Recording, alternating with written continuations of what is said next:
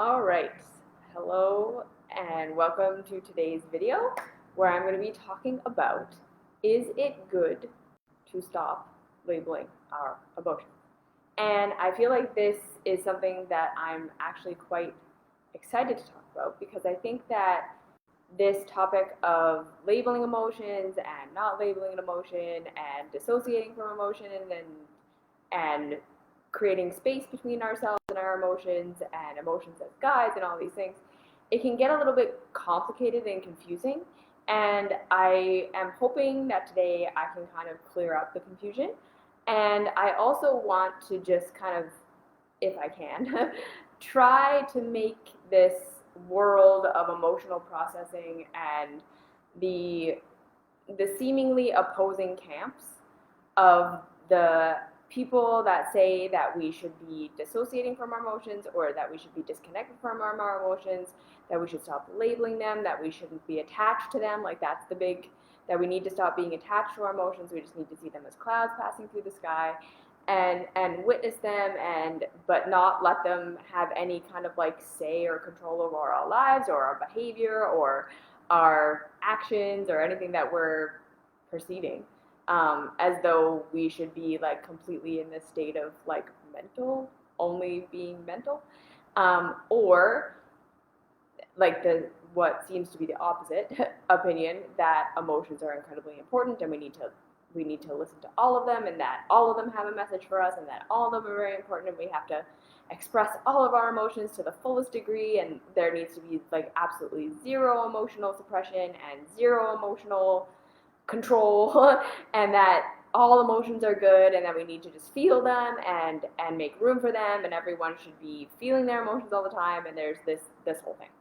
And what I kind of want to introduce again is that there's a time and a place for everything. That there is a time and a place for dissociating from our emotions. There's a time and a place for not labeling our emotions. There's a time and a place for labeling our emotions. There's a time and a place for finding meaning in our emotions. There's a time and a place for realizing that maybe there isn't necessarily a huge big thing to figure out right now with our emotions. And it's not that there is a way or a technique that is the right way and the right technique and everything else is wrong. Rather, it's what is actually pertinent for us in the moment. What is the most helpful thing for us right now? What is the reality of our emotion in this moment? And what is the most helpful thing for us to do with it?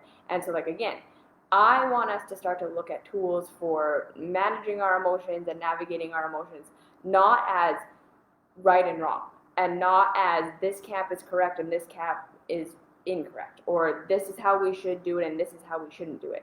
Because I don't think that that's reality. I think, again, there are times and places where things are necessary and they work and everything is a tool.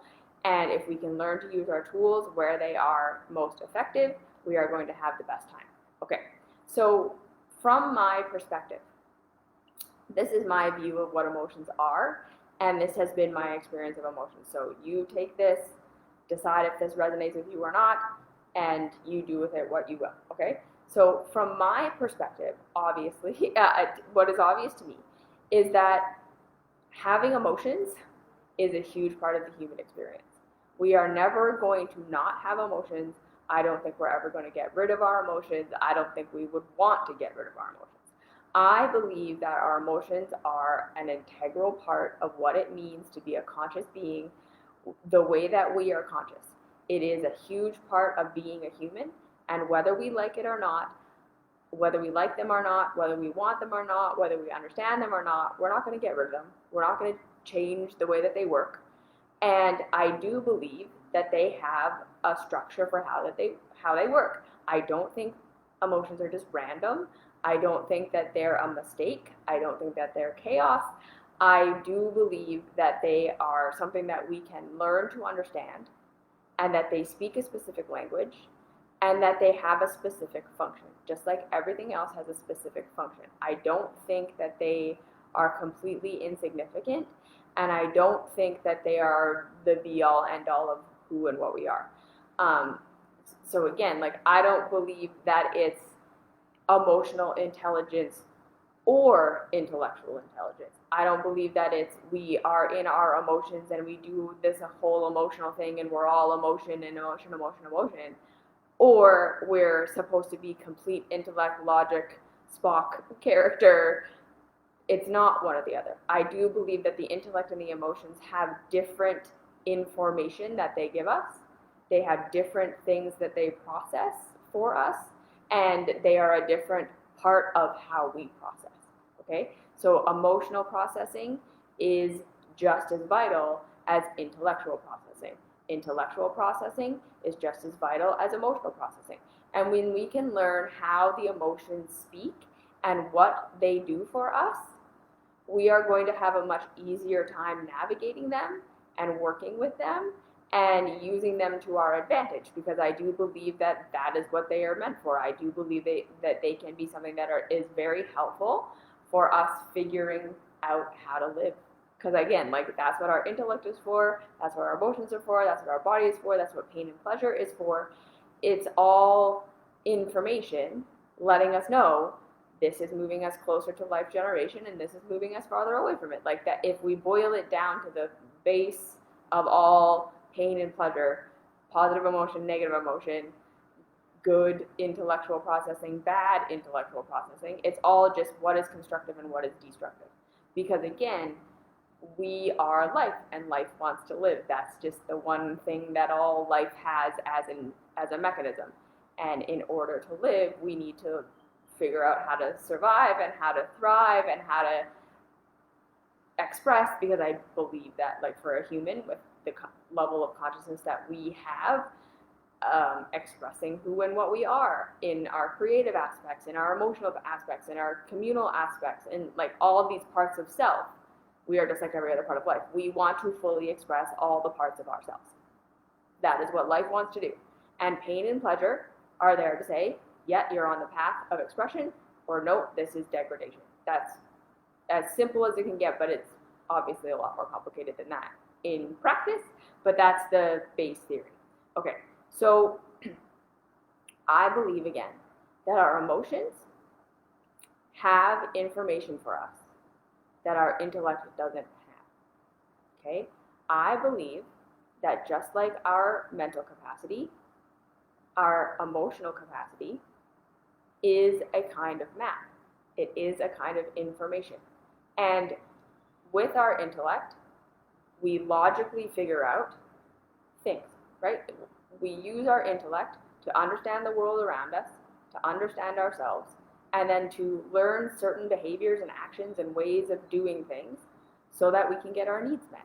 That is what we do with our intellect, so that we can express ourselves, so that we can communicate, so that we can do all of these things with the intention of living, expressing, growing, becoming more. Yes?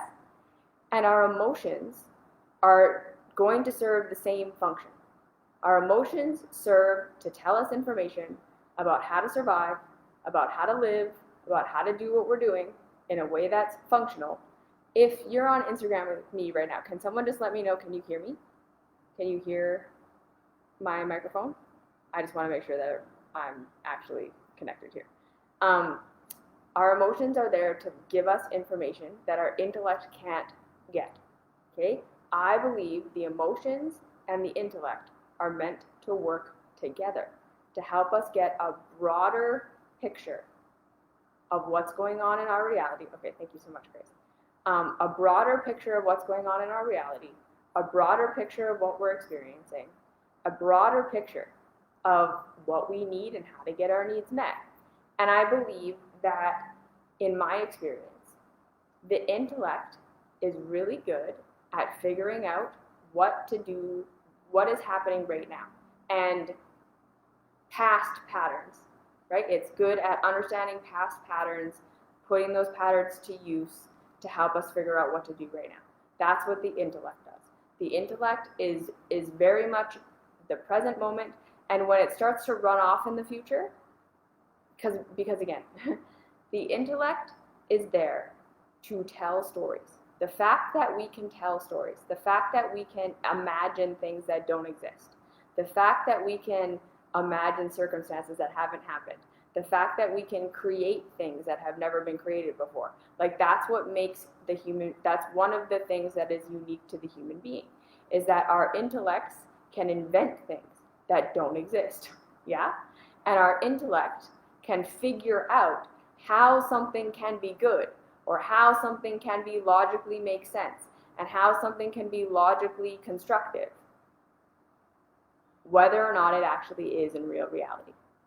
Okay, so the double-edged sword of the mind that can tell stories is we can create things that have never been created before. We can produce things that have never been produced before. We can imagine a circumstance that has never been before and then figure out in our reality what to do to create those circumstances. It means we're not trapped, and it means we get to continually invent and create and do all these fun things that human beings can do. That's the positive side of it.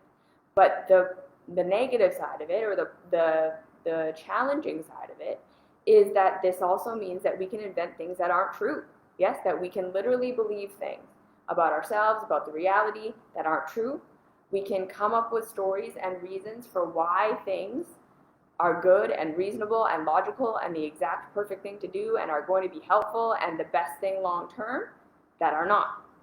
Okay, it can make sense to our intellect right now, and our minds can figure out how to do it, and we can make a lot of things happen in this reality that intrinsically oppose the structure, that go against what is good for us, that goes against what's good for society, that goes against what's good for everyone and everything.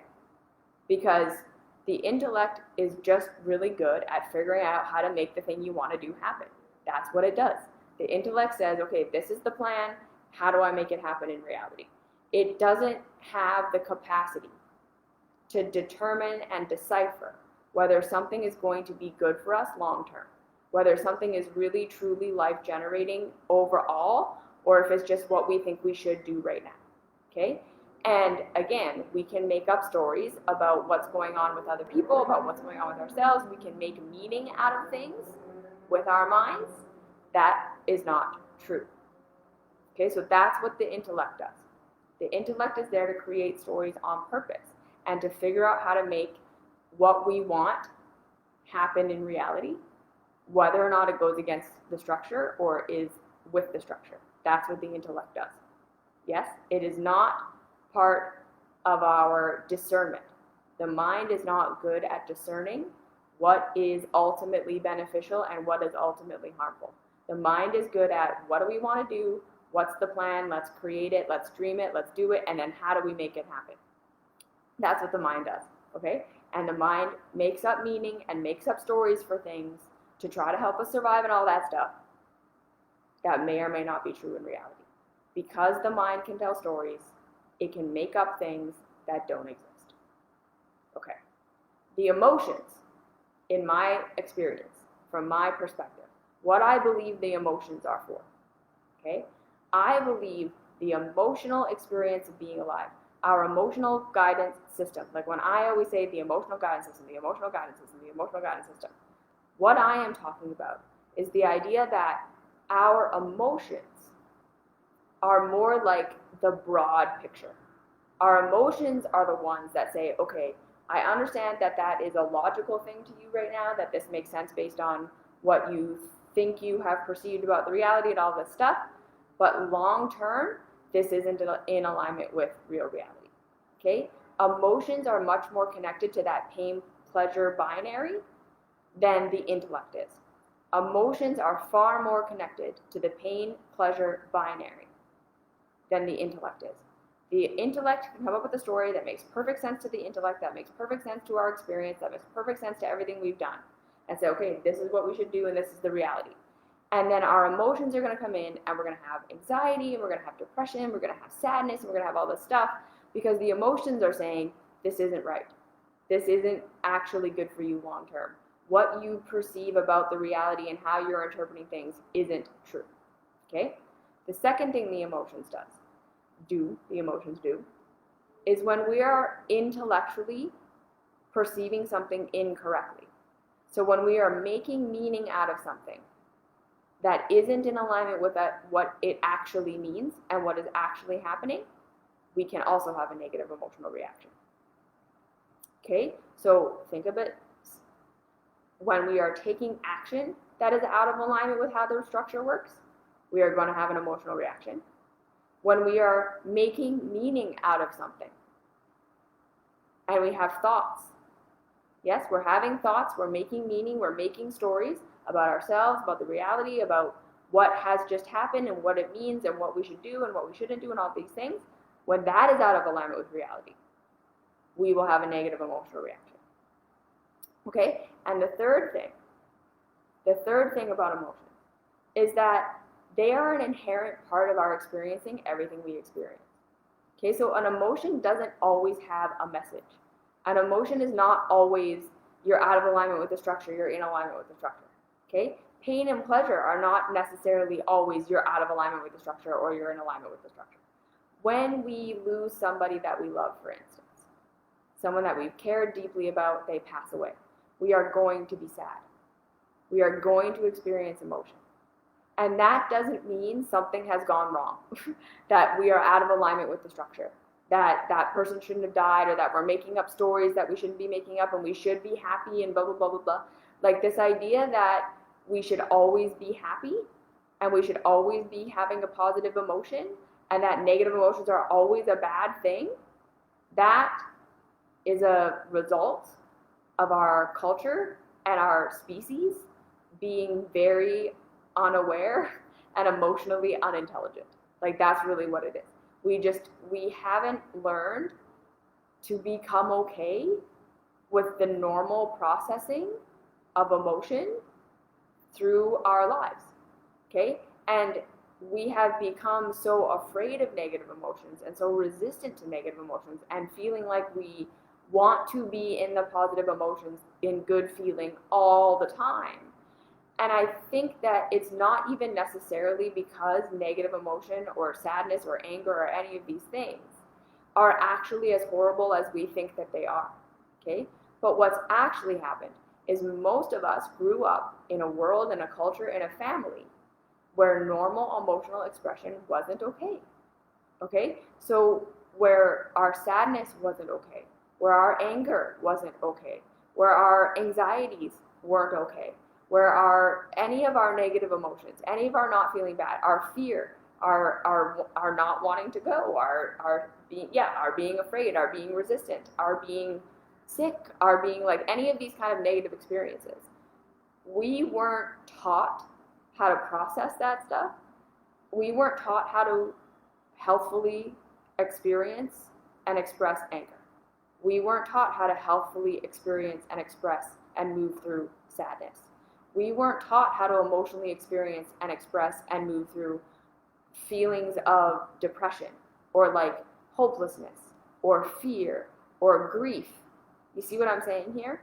So many of us were shut down in our emotional expression. We were scolded in our emotional expression. We were shamed, blamed, and guilted in our emotional expression. And not only did that then make it so that we didn't know how to process our emotions, we didn't know how to just have what should be a normal emotional reaction to an event, to feel it, to move through it, and to get to the other side. Because again, I truly believe that so many of our emotions that we're going to experience on a regular basis, like on a day-to-day basis, aren't messengers. They're not really telling us anything. They're just a part of the experience of moving through life. They are a part of our processing our reality. Like just like we intellectually process everything that we go through, there's a conscious process of what just happened there, what am I thinking, what am I feeling, what happened, what's going on, all that stuff.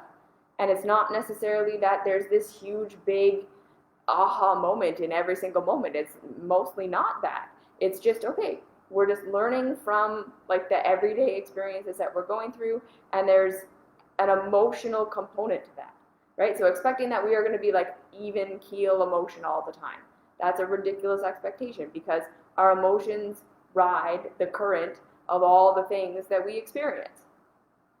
That's bottom line.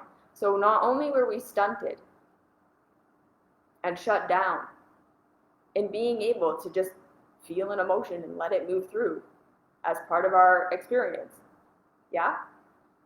we were also taught that our emotions were existential threats. So it's not even that we're necessarily that sadness or anger or fear or anxiety or any of these things. It's not that these actual emotional experiences are as intense and scary and over the top as so many of us experience them to be in this moment.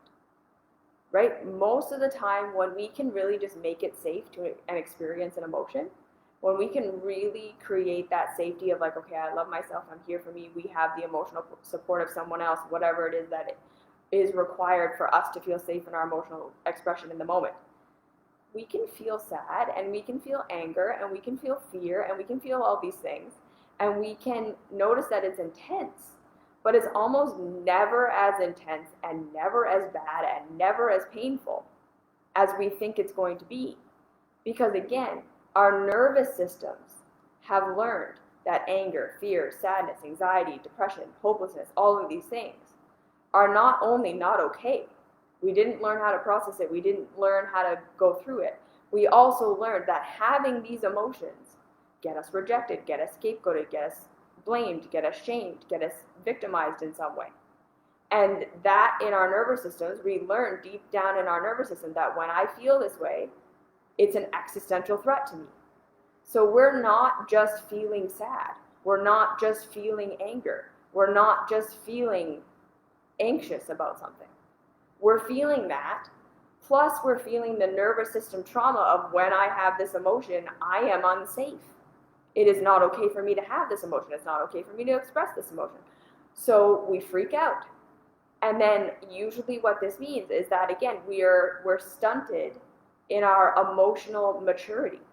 So now we know how to numb emotions. We know how to suppress emotions. We know how to cope and sabotage and use addictions so that we don't feel our emotions, so that we don't express them, so that we don't act on them in any way. Like, that's how we're coping with them.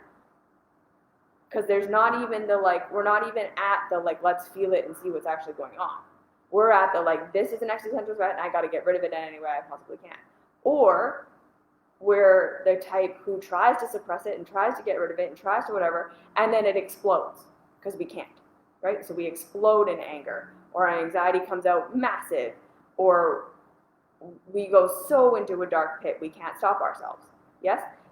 We have these kind of unhealthy emotional expressions of stamping it down and we don't know why we're doing all that stuff, or exploding, and then it reinforces our story, right? I exploded with anger. Anger is bad. It's not okay. Look at how bad it is. Look at how it made me do this horrible thing.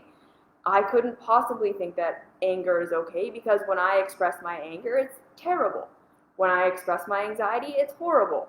When I get super depressed, it's like this horrible thing happens. Or, like I say, we start to get onto the fact that we're suppressing our emotions with our numbing, scapegoating, addictive behavior, and then we think if I could just get rid of the emotion, I'd get rid of the behavior.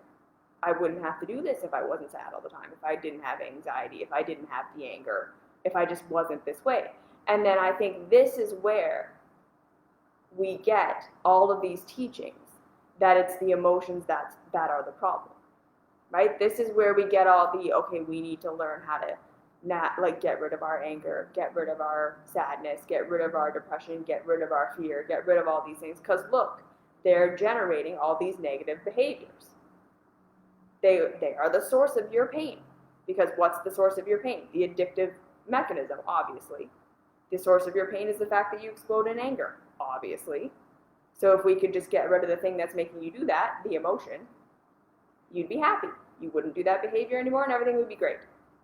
Right? I think that's where a lot of these teachings of you just need to dissociate from your emotion, you just need to get rid of your emotion, you just need to not identify with your emotions, you need to stop letting your emotions, you got to just watch them like a wave so that they don't then dictate your behavior, which is the cause of your pain. That's what everyone is saying. But the reality is, no, your emotion is not the cause of your pain. The emotion is not the cause of your pain. The behavior that you're doing is not the cause of your pain. The behavior that you're doing is not the cause of your pain. The cause of your pain is that you don't know how to healthily work through an emotion. That's what it is. We are all going to have negative emotions. They are an inherent part of life that are never going away. But when we learn to healthfully process our emotions, because here's the other thing. Most of the time when I say these negative emotions are an inherent part of your reality, they are never going to go away. There is no heaven where you never experience sadness or anger or depression or any of these things ever again. Most people think, well, then I'm always just going to have this horrible, all-consuming anger or sadness or depression or anxiety for the rest of my life. And what I'm saying is, absolutely not. It's not like that. When we become healthy emotional expressors and healthy emotional processors, we will feel anger for 5 minutes. We will healthfully express it, and then it will be over. It will not be this huge big deal. Number one, it won't trigger your nervous system anymore. So there won't be this whole big existential crisis that happens every time you feel a feeling, which is usually what most of us are doing, which means you won't do your addictive, coping, self-sabotaging behavior to get rid of it. You won't explode it because you've suppressed it so long or you don't know how to deal with it. You will learn how to healthfully express your anger, how to healthfully express your anxiety, how to healthfully express your sadness, and process these things. And it will be little blips on the radar, right? We'll go from like these waves to this. And this is completely pleasant. It's fine, right? And like I say, the huge, big fear and the big deal of the emotion stops being what it is. So you will still have emotion, but your experience of all the same emotions that you're having right now is going to be completely different.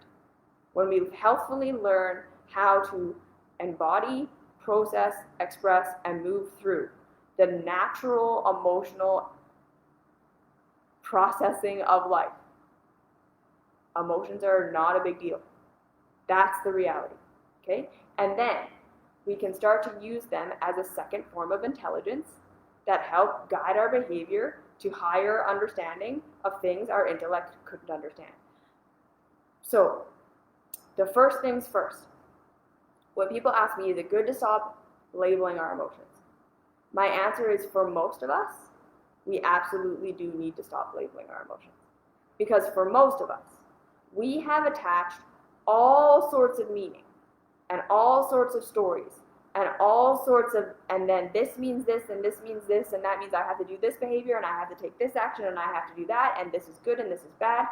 And to our emotions, to what's happening in our reality, to our emotional reaction to what's happening in our reality, that we are not able to understand what our emotions are actually telling us. We are not perceiving them correctly. We are not interpreting them correctly. And then that's adding negative emotion on top of the negative emotion on top of a negative emotion, because again, it's like this feedback loop of we are having an emotion, we make a meaning out of it that isn't correct. Yeah, that's the intellect. And then the emotions feed us back, that's not correct, with more negative emotion. Which then usually means we intellectually think, okay, I got it right, it is as terrible as I thought, and oh my God, this is even worse than I thought. And then the emotions are like, no, that's not true. Even more negative emotion. Which then we go, see, it is as horrible as I thought. It's absolutely worse than I thought. Oh my God, my emotions are absolutely telling me this is horrible. Look, it's so intense. I feel so negative. And then the body is like, the emotions are like, no, I'm trying to tell you what you're thinking is not true. That's why I'm giving you this negative emotional response. Even more intense negativity. You see? And then it's just this loop that goes over and over and over and over and over again. Because we have been trained to believe the worse something feels, the more true it is. Okay, I'm going to stop again.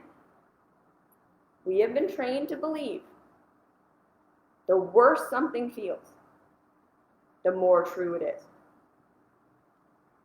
That is why most of us never achieve emotional intelligence. Because the reality is, the worse something feels, the less true it is. In both practical and storytelling. The worse something feels, the less in alignment with reality it is. That's my definition of truth. Because we live in this earth reality, in these human bodies, as life. So for us, relative to this experience, My definition of truth is that which aligns with the structure and allows us to grow. Okay? So when we are doing something that feels terrible, okay, and this is how most of us learned that success happens, and accomplishment happens, and achievement happens. We do something that feels horrible, we do it for a really long time, and then eventually we get some sort of positive outcome as a certificate or a reward, or someone approves of us or whatever. And then we get there and we feel terrible, and the achievement feels good for about 10 seconds, and then we wonder why we feel so terrible and depressed. And then we think, well, that just must not have been the right achievement, and then we do it again. We go find something else that feels terrible, that we think is going to give us a reward, that we think is going to give us approval, and we just keep doing this, and this is how most of us are living our lives. We're just doing a whole bunch of shit that feels terrible in the hopes that we're going to achieve something or be approved of, and we're just like constantly exhausting ourselves. And then we crash, we cope, we numb, we self-sabotage, we have these addictions, we do all this stuff because we were never trained that in real reality, when we are doing something that is truly life-generating, that is truly working us towards something that is of value, that is truly something that builds on itself to be something awesome, it will feel good. Okay, it may not be easy. Okay, so don't get this twisted. This is not follow your bliss. Everything in real reality should feel just like absolute amazing bliss and be easy and flow, and nothing should ever be hard. That is not what I'm saying. There's a huge difference between the feeling of accomplishment, the feeling of challenge, the feeling of, okay, this is hard, but I'm growing. That feeling of something is right for us, okay? And this is something we learn with emotional mastery. It's practice. I can't tell you how to know the difference. You will experience the difference as you continue to practice paying attention to your emotions and the outcomes of what you're doing. But when we are truly on a life-generating path, there's going to be this feeling of this is right. There's an internal motivation. We're not doing it just for an end outcome result. We're not doing what we're doing just for an end outcome result. We're doing it because it feels like this is the path we want to be on. Okay? Everything I have done in my life that has led me to awesome stuff, I of course had a goal that I wanted. I had a dream, right? This company. I worked really hard for this, to have this be what it is, to move to Asia, to have a healthy relationship with my husband, to have a healthy relationship with my sister. We worked hard for these things, okay? But the growth that was required, the journey that was required for all of this, I was willing to do it even if I wasn't guaranteed the outcome. I knew all along. The reality is, people get divorced. Relationships don't work out. There is absolutely a possibility that my husband will decide one day he doesn't love me anymore and he wants to leave. That's reality. There is no promise of a perfect relationship. But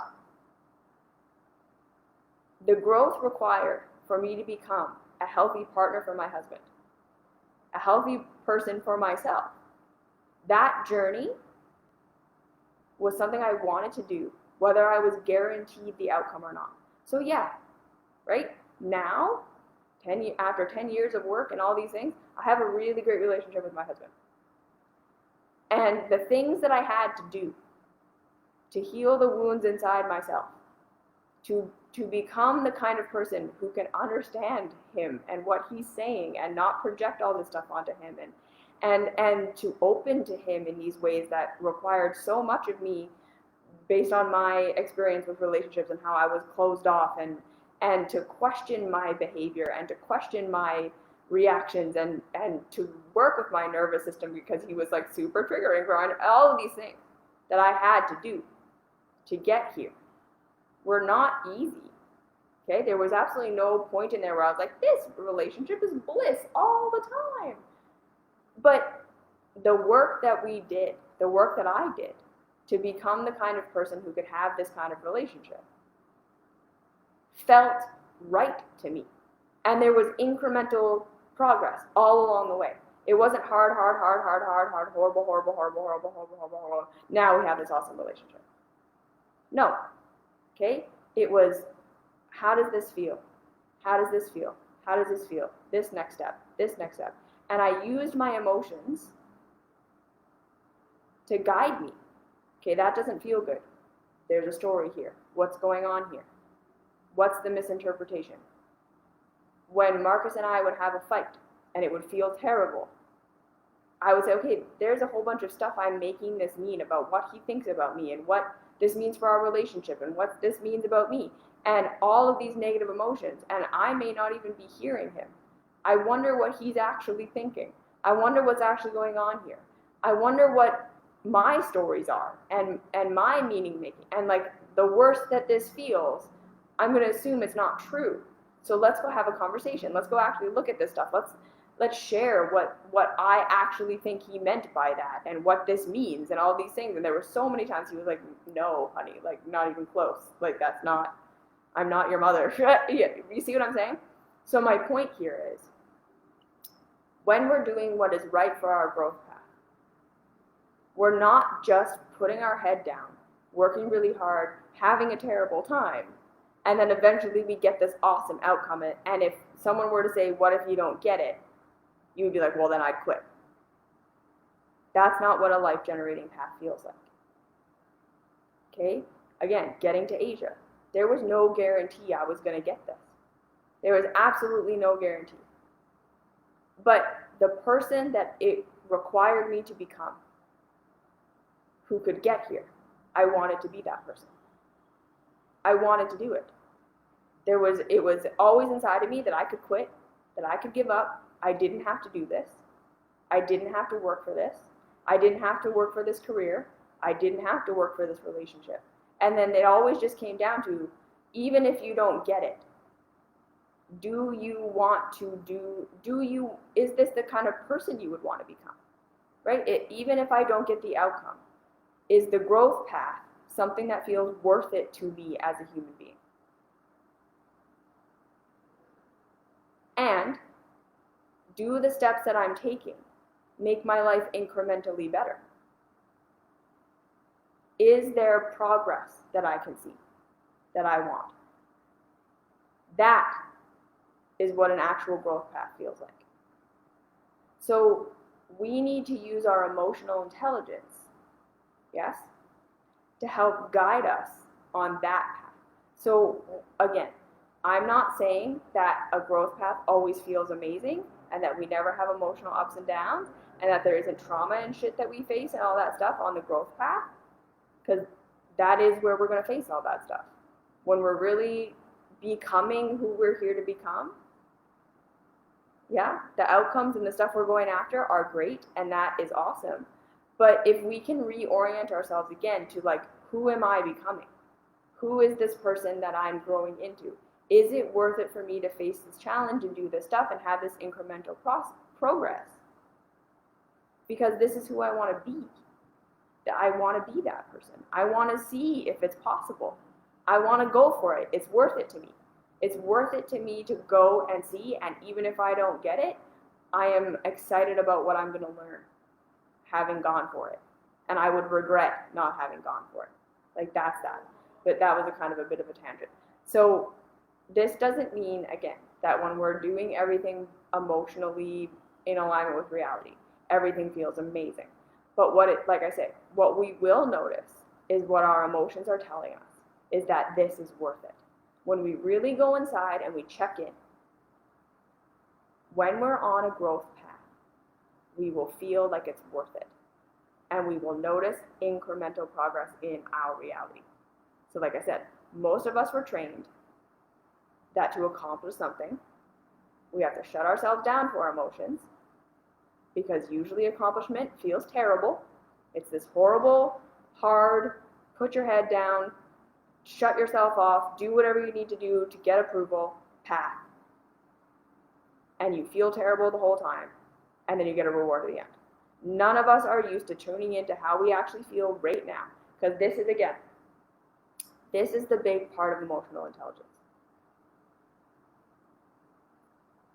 Emotional intelligence is the check and balance for our intellectual understanding. Emotional intelligence is the check and balance for our intellectual understanding. The mind can come up with any story that it likes. The mind will make up a whole bunch of meaning. The mind will make up, this is what we should do, this is what's best, this is the plan. The emotions tell us, yes, that's in alignment with reality, no, that's not in alignment with reality. So where the not labeling our emotions comes in, again, because in our childhoods, we never learned how to process emotions healthfully. We never learned that the worse something feels, the less true it is. We never learned that sometimes our emotional experience to life is not actually an emotional response to what's happening. We never learned that our emotional responses in life are not always an emotional response to what is actually happening. So much of the emotion most of us feel is a response to what we're thinking, is a response to the stories we're telling ourselves. And these stories are not wrong and bad and stupid and things we just came up with. These stories about how reality works, what things mean about us, what is a threat, what isn't a threat, what's good, what's bad, what we need, what we don't need, all of that stuff. We came up with those stories all throughout our lives as we were being conditioned and traumatized and taught this is what you need, this is what you don't need to fit in, right? That initial container of being in our caregivers' households where survival equaled being approved of. And anything that got us rejected, scapegoated, abandoned, not paid attention to, anytime our caregivers couldn't meet our needs, didn't know how to help us, it didn't even have to be any kind of nefarious anything.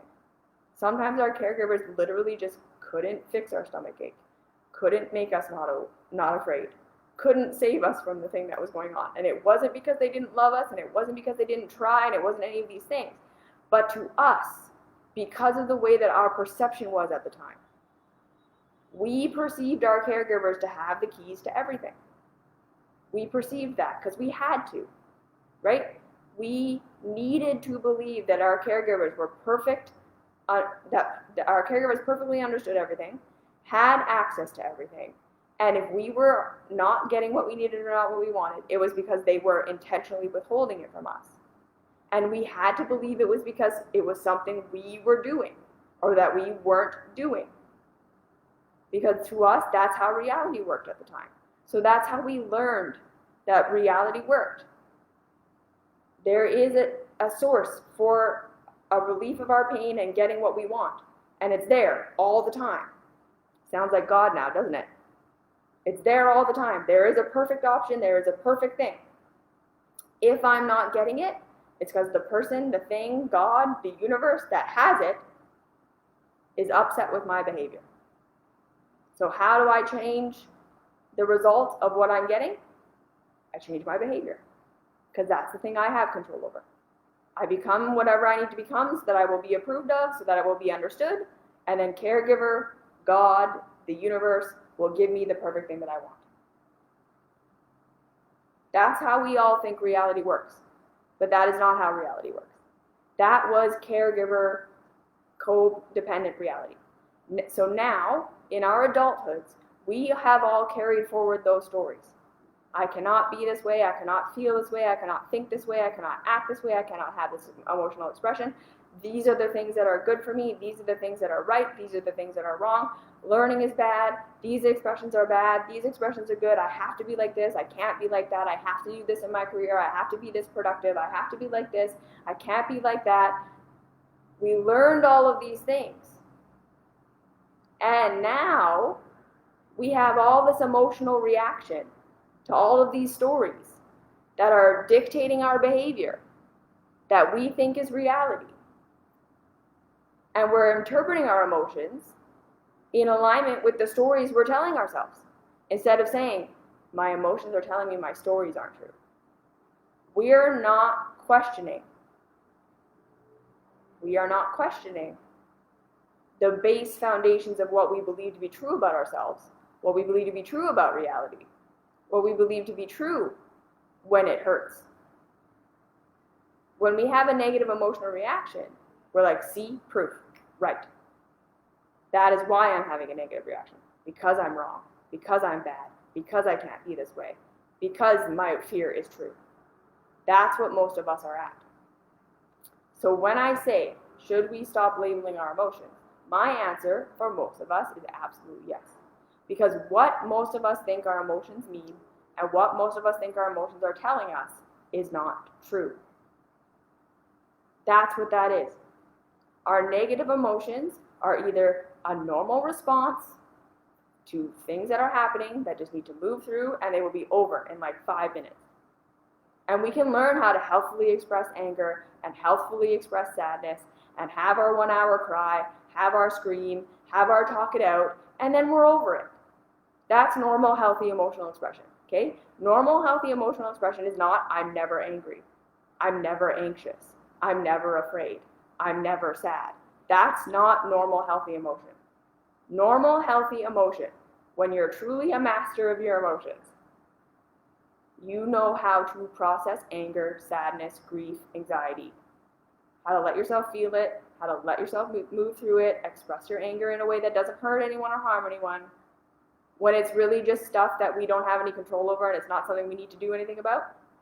That's that. Or we have emotions that are messengers for us. We have anger that keeps happening in a relationship. We have anxiety that keeps happening about a certain specific thing. Or we're constantly anxious, we're constantly depressed. That's when we're like, okay, there's a bigger message here, right? These consistent emotional things that are repeat. That's when we're saying, okay, something I'm believing about myself, something I'm believing about the world is out of alignment. And yes, it's affecting my behavior. It's affecting how I'm doing things, which is getting me a result I don't want, right? And in our world of celebrating the intellect over everything, we have created so many systems that made sense to the intellect at the time. Slavery, fossil fuels, all of these things that we can see now, totally harmful, not good long term, super bad, right? We can see that now. But at the time, the people who did it, intellectually, that was the best thing to do. That's how we generate profit. If we're going to have a free market and we're going to make more money, we're going to hoard wealth for ourselves like the royals without having the royal title that says that that's why we're allowed to do that. We have to create an artificial economy where the price of things is valued above what it takes to actually manufacture it, and we need to artificially lower the price of manufacturing by not paying the workers to do it. So then we hoard all the money. That made intellectual sense. But what did they have to do in order to do that? They had to completely disconnect themselves from their emotions. They had to disconnect themselves from their humanity. They had to shut themselves off from their emotional side in order to intellectually do that thing. And now everyone who's perpetuating that system, same thing. They have to disconnect from their humanity. That's why I'm saying I don't think that they're evil. They're just completely detached from the other part of their intelligence that would tell them this is not a long-term thing that's going to work out. That's the big picture. So when we're doing things that feel terrible constantly, we need to understand that it's like whatever story we're telling ourselves about why we need to do this or what the outcome is going to be or what is going to happen if we don't and all that stuff, that's where we need to start questioning, right? Because most of us, again, we have anxiety and we believe it's because there's something wrong with me. And then that makes us feel worse. And then we think, see, my emotions just validated that. I'm anxious, I have this thought about how terrible I am, I feel even more anxious, and therefore it is true. No. This is why most of us do need to back up and say, I don't know what my emotions are saying. If something feels terrible, whatever, all the conditioning and all the meaning and all the stuff that's going on around it, what I believe to be true isn't. Now, that doesn't mean you now know what is true. That doesn't mean you're going to understand what about what you're thinking isn't true and what is. That doesn't mean you're going to understand right away how to change your behavior. That pattern interrupt is step one, but it's the most important pattern interrupt, step one. When we can stop saying, because again, most of us feel an emotion and we don't even label it, right? We're already like 40 steps ahead. We feel an emotion and we're already at, I'm going to diet. We feel an emotion, like most of us don't even perceive that we're feeling an emotion. And we're all of a sudden in our workaholism. We're drinking, we're numbing, we're picking a fight with our spouse. We're working harder than we need to on our business. We're going into hopelessness and depression. Like we didn't even see the several steps that occurred before we jumped into action. Because again, that's how our nervous systems work. Our nervous systems, the way that our ancestors survived, and therefore we are the descendants of these ancestors that survived, so therefore we have this genetic pattern too, or this nervous system pattern. The people who in the wild could hear a rustle and already be up the tree before they even had to like consider, okay, I heard that rustle last time I heard the rustle, it was a lion. I should check if it's a lion. Oh yeah, no, it definitely is. How did I protect myself from the lion last time? Oh yeah, I climbed up a tree, right? If we had to do that, we'd all be dead. Our ancestors who could hear a thing and already be halfway up a tree before they even perceived that they heard a thing were the ones that survived. So now what are we? Right? We have so the rustle in the bush was their existential threat. What's our existential threat? I'm feeling an emotion, which is going to cause me to behave in a certain way, which got me rejected and abandoned, which means I need to figure out some way to shut that down. We start to feel that emotion, we're already at shut it down. Because that's the existential threat that we faced. Do you understand? So this is why when we're at the behavior, when we're at the emotional explosion, when we're at the coping and numbing, that's where most of us come online. Like, whoa, this whole thing. And this is why we think this is the problem. Right? Because we didn't see all the stuff that came before it. All we see is the behavior that came 4 steps later, and we think, well, I got to get rid of this behavior. And then if we're really smart, we think, okay, there was an emotion behind that, so I got to get rid of the emotion. And that's where most spirituality is at. Okay? Not working. So let's go back to what's actually happening. What's the story we have about that emotion? What is that emotion actually telling us? Why are we having that emotional experience? What did that emotional experience mean in our childhoods? What does it mean now? Why am I so afraid to have this emotion? How could I healthfully express this emotion? What might this emotion be telling me about exactly my actions and all these things? This is the emotional mastery path. And I'm not trying to explain how that path works right now, because that's a whole other thing. And I have a lot of other videos on that. Just go through my channel. What I'm saying in this moment is the idea of not labeling our emotions is the first step for most of us. That's the pattern interrupt, where we started to say, okay, I don't know what is true. I don't know why my story isn't true, because I've spent my whole life collecting it, because this is the other thing the intellect does. When we believe something and when we have a story, the mind says, okay, that's reality. So now everything that doesn't match that, I explain it away or I just don't even perceive it. And everything that does match my story is going to be hyperinflated, is going to be over dramatized and hyper emphasized. So now most of us have these stories that when I'm angry, everyone hates me and I'm going to get rejected. And now we only have memories, right? And then we try to suppress our anger because we don't want to have that happen and all these things. And then so that means that eventually the anger is going to come out in a totally destructive way. And people are going to be upset. And then that reinforces our story. Instead of us being like, well, maybe it's because I don't know how to healthfully express my emotion. Maybe it's not anger that's bad.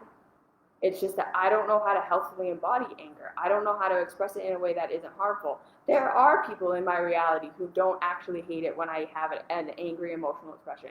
Even if people reject me as an adult now in my adult anger, it's okay. Right? All of these stories we have are not the stories of reality. But all our mind is going to say is, well, it's true because every time I ever express my emotion, people get mad. So how could you tell me, Allie, that my emotions are telling me something else? When I feel angry, I feel terrible because every time I express my emotion, I get rejected, and that's horrible, and it's true.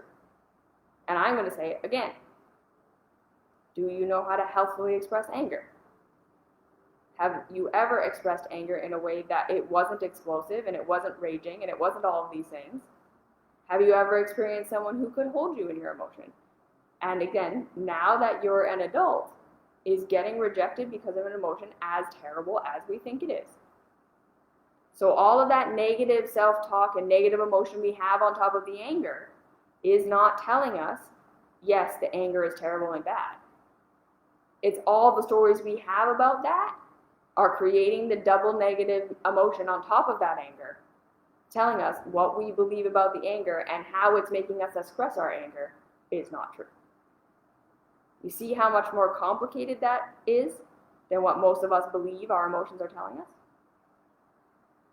So when we stop labeling our emotions, what I really mean by that is when we start to have an emotional feeling, so we're at coping, if that's where you come online, make it safe that you're coping. Make it safe that you're exploding. And just say, okay, this is not the problem. This is how I'm coping with stuff that I don't know how to cope with. We start with just having compassion for the us that exists, the awareness we have, right? We may not even see the emotion behind it. We don't see the stories. We don't see all that stuff. That's like 40 layers deep.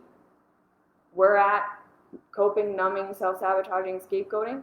We're at exploding with rage or hopelessness or depression. Make it safe that that's where you are. Again, that's always the first step. Curiosity and compassion. What's going on here? Next step is it's going to show you an emotion, a superficial emotion. The anxiety, the fear, the depression. The anxiety, the fear, the depression. These are clusters of emotions. Okay? And then that's where we go, okay, I'm not going to label this anxiety, fear, depression. I'm not going to label this anger, sadness, grief, blah, blah, blah. Instead, I'm going to practice just feeling what this emotion feels like in my body. Meaning we're going to go into describing sensation. Tingling, numbing, shooting, pain. Where is it? It's in my chest. It's in my belly. It's in my neck. It's in my face. That's the next practice. When we stop labeling our emotions, what are we going to do instead? This is what we're going to do instead. We're going to practice feeling. That is the first step in actual emotional processing. We don't attach to the emotion, because you're right. All the spiritual people who say you're attaching to your emotion, you're identifying with your emotion, I think that there's some truth to that. The emotion isn't who you are. It's not an inherent part of your being that is going to be there forever. It's a messenger. It's part of the process. It's a feeling that's happening in your body. And as you start to practice feeling the feeling, just being with the emotion and feeling the feeling in the moment, you detach yourself from all the things that your mind is telling you this emotion is going to mean and that you have to do and that you have to be in the way that it's flashing you back, because that's what's happening for most of us. We're having an emotional experience and then we're being flashed back to what it was like to have that emotional experience in our childhood and the horrible things that happened because of it, and we're acting on that. We're experiencing an emotion, but it has almost nothing to do with what's actually happening currently. As in, our reaction doesn't have much to do with what's happening currently, and this is why we want to stop acting on our emotions. Because most of us are taking action on our emotion that makes sense to our child traumatized self. That makes sense to what happened in our childhoods. But it's not actually taking intelligent action on what's currently happening, because we're not perceiving what's currently happening.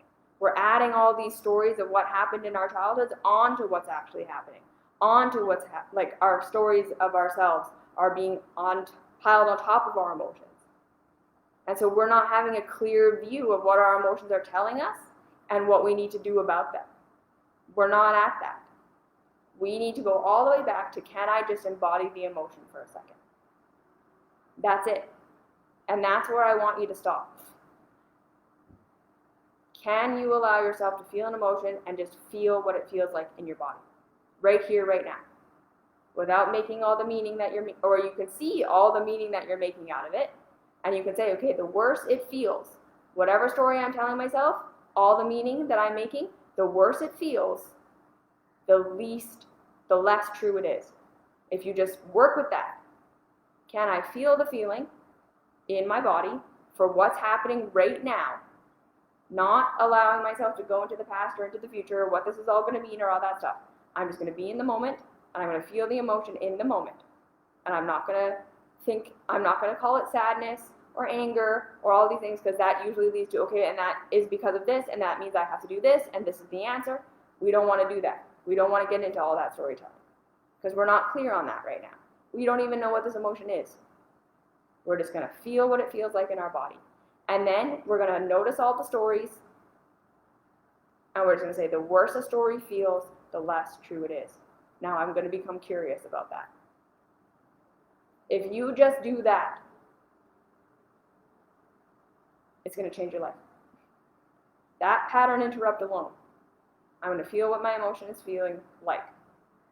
I'm going to question my stories that don't feel good. What if this isn't true? You do that over and over and over and over and over again. You will work your way towards emotional intelligence. Okay? And then I have all sorts of videos on going further than that. There's my mystery school, there's all that. But for the sake of this video, if all you do is allow yourself to feel, so don't label the emotion as anxiety, depression, sadness. Just what does it feel like in my body? Where do I feel it? And what is the physical sensation? You're going to notice it's not that bad. It's just a feeling. Okay.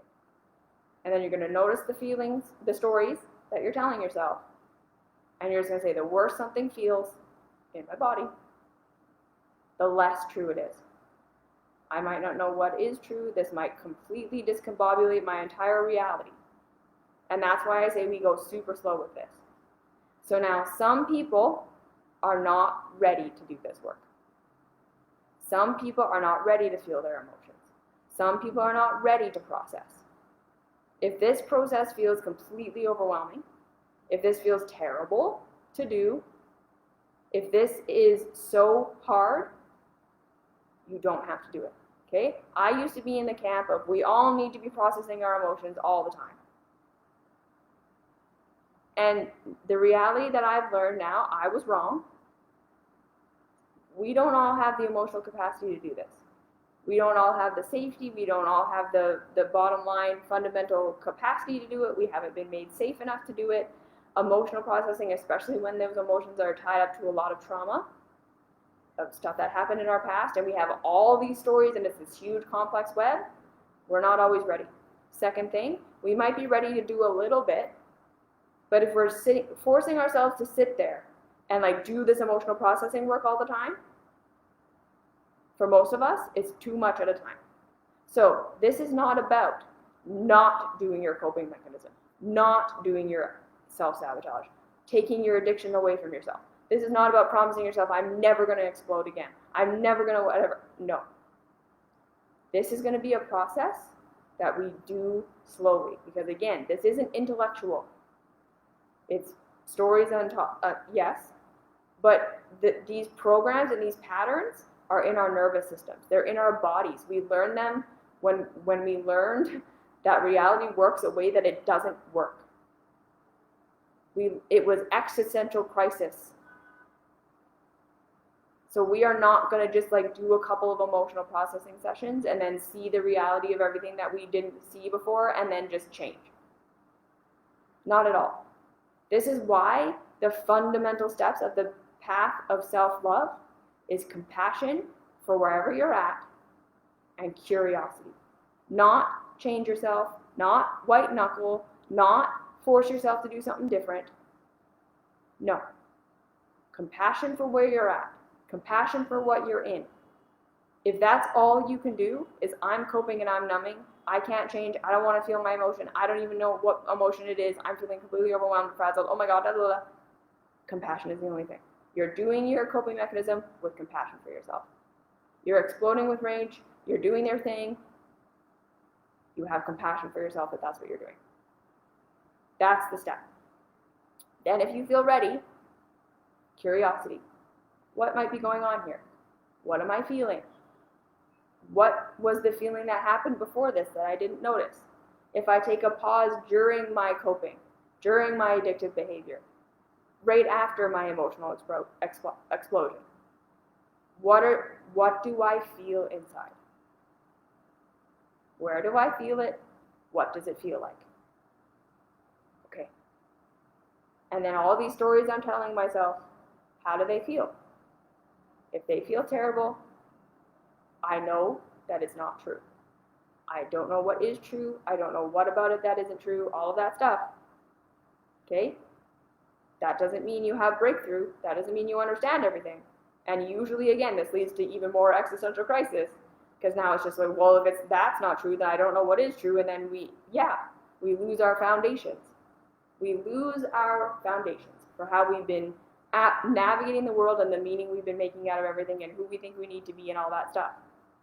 So this is not easy, and this is not quick, and it's not for everyone. So if there are people out there who need to dissociate, and they're doing the Byron Katie Eckhart Tolle thing, they're probably really traumatized and just don't have the bandwidth to do this. And we got to make space for that. And if you don't have the bandwidth to do this, that is okay. There is nothing wrong with you. If this all feels completely overwhelming, compassion. If you need to dissociate from your emotions, do it. There's nothing wrong with you. When this feels like a step you want to take, then it's the right thing for you. And until then, do not force yourself. There is nothing wrong with you. So what if you're spiritually bypassing? So what? So what if the culture tells you that? It is what it is. We're all ready when we're ready, and we're not ready when we're not ready. And there's no forcing this. Okay? So have compassion for yourself. Just notice where you're at. Have compassion for yourself. If you want to take these extra steps, do them. But ultimately, making yourself safe. If you're going to make progress, it's going to come because you felt safe. So if you're forcing yourself or judging yourself or trying to make yourself do something, let it go. On the day you want to, on the days you want to, right? It doesn't even mean black and white. There are going to be some days you want to, there are going to be some days you can't. Compassion, compassion, compassion. Curiosity. Am I ready to feel something? Do I want to process this? Am I ready to allow this existential crisis to happen? Right? Because again, this process will carry itself. The more you question your stories, the more you will start to discover what is true. The more you question your stories and use your emotional guidance as not, okay, I think I know what this means and this is what I have to do. We just get really curious. Okay, well, this is what I think my emotions are telling me, but how does that feel? The more we just get curious, the path will lead you. You won't need me to tell you what to do next. Just keep getting curious and keep being compassionate. Keep assuming good things about yourself, assuming you have a good reason. Keep questioning your perception. Keep using what feels good and what feels bad in your body. Question, question, question. Try things. See how they work. Reality will tell you. But it starts with compassion and then curiosity. Okay? So that's that. Should you stop labeling your emotions? Yeah. What do you feel? And how does your stories feel? And can you start to question the ones that don't feel good? Even if you don't know what the answer is, you don't know what's wrong about it, you will figure it out eventually. If you keep questioning, if you keep poking holes in your stories, you will find the truth. But you have to be willing to poke holes in your stories, and your emotions are the ones that are telling you which stories to poke holes into. The ones that feel terrible are the ones you got to poke holes in. Okay? And then you'll act from new places, and you'll experience things, and it'll blow your perception open, and that's how you break yourself out of your matrix. Question what doesn't feel good. Poke holes in the stories that feel terrible. If it feels terrible, how does it feel in your body? Not anxiety, not depression, not sadness. Shooting, pain, lightness, heaviness. That's how we do it. Okay? Okay. So that's that. I love you all. You're amazing. There's nothing wrong with you. Your emotions are great. And I will see you next week. Okay? Mwah. Have a good week. Love you.